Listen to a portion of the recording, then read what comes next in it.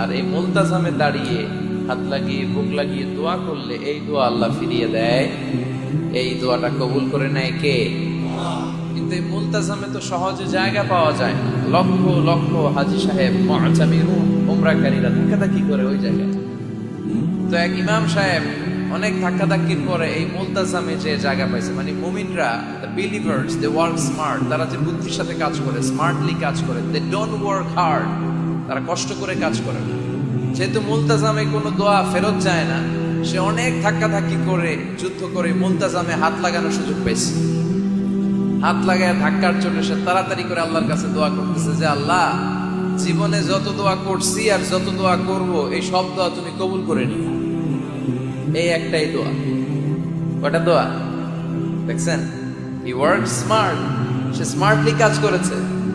he doesn't work hard, সে কষ্ট করে ওদিকে ধাক্কাধাক্কির মধ্যে আল্লাহ